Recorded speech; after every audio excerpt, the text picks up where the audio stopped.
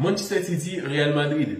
C'est difficile de choisir un favori pour ce match parce que les deux équipes ne sont pas en forme. Mais j'ai deux choses à souligner pour les Citizens. La tactique, l'individualité.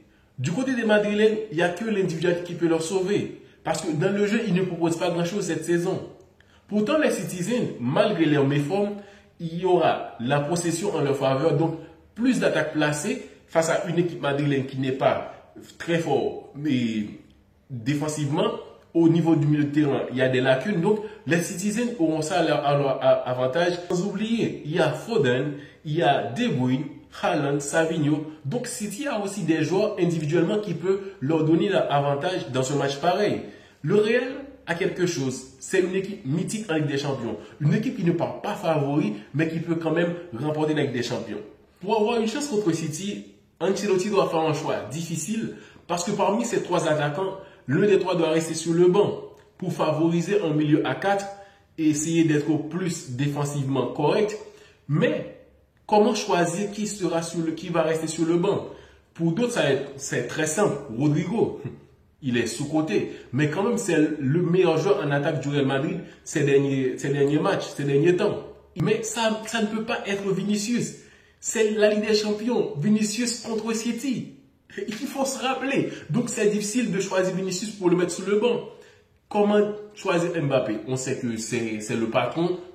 Personne ne peut le toucher à Mbappé.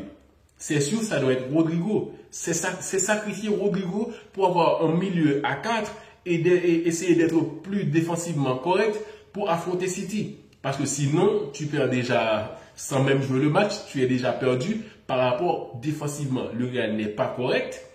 Les joueurs, où tu as des joueurs comme Asensio qui joue très bien, très bien, qui répond face aux grandes équipes. Mais quand même, quand tu as Tchouaméni à côté de lui, tactiquement qui n'est pas vraiment correct, qui a trop de lacunes défensivement, et au milieu de terrain, si tu n'arrives pas à bien combler le milieu de terrain, qui sera titulaire?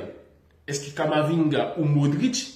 Donc tu pars pour l'expérience ou plus de fluidité dans les sorties de balles. C'est difficile les choix du Real Madrid. De le côté gauche, il y a Fran Garcia et Mendy. Fran Garcia, il enchaîne très bien, sauf que défensivement, il n'est pas plus fort que Mendy. Contre City, tu auras besoin d'un joueur défensivement correct. Parce que le Real va jouer en contre. Il n'aura pas la possession. Si le Real allait essayer d'avoir plus le ballon, un joueur, il doit essayer avec Fran Garcia.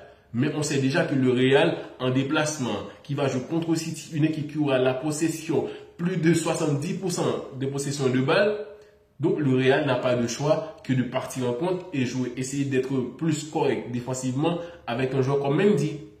Donc le Real Madrid n'a aucune assurance contre City, défensivement, milieu de terrain et attaque, mais l'espoir de cette équipe-là se repose sur un joueur clé, Vinicius. Si Vinicius sort un match correct, ça va aider à Mbappé d'être décisif, même si Mbappé n'a qu'à marquer les buts.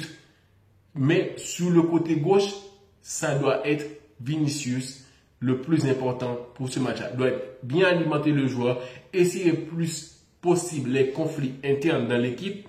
Parce que Vinicius, si on sort Vinicius dans ce match, le Real Madrid est déjà perdu. Rodrigo, si Rodrigo est titulaire, le Real aura plus à donner offensivement dans le sens qu'il y a des joueurs sur l'individualité, ils peuvent marquer à n'importe quel moment, mais aussi ces joueurs-là doivent tout donner physiquement pour résister aux attaques placées de City et aussi de les empêcher d'être à l'aise. Sortie de balle trop facile, sans presser. Parce que le Real Madrid au niveau de pressing, c'est presque nul. Pas même contre les petites équipes, contre Leganés. Leganés avait un pressing beaucoup plus intéressant que le Real Madrid. Donc, le Real, s'il joue avec les trois attaquants, ce que je doute vraiment contre City, ils doivent essayer de presser le plus possible pour retenir un peu plus l'attaque Citizen qui aura toujours le ballon, mais aussi s'ils jouent en 4-4-2 avec plus de solidité au milieu et aussi parmi les centraux, pour essayer d'alimenter un joueur comme Mbappé et Vinicius avec la vitesse pour prendre les Citizens en compte. C'est un match difficile. J'espère que les Madrilènes vont s'en sortir parce qu'ils sont en train de jouer leur saison contre City. S'ils échouent face à City sur un match de Ligue des Champions, ça peut affecter encore plus de choses en Liga, en Coupe du Roi. Donc le Real Madrid joue sa saison, essayer d'avoir plus de confiance. Même un match nul, c'est bien parce que le retour, ça sera chez eux. Ils doivent tout faire pour se qualifier.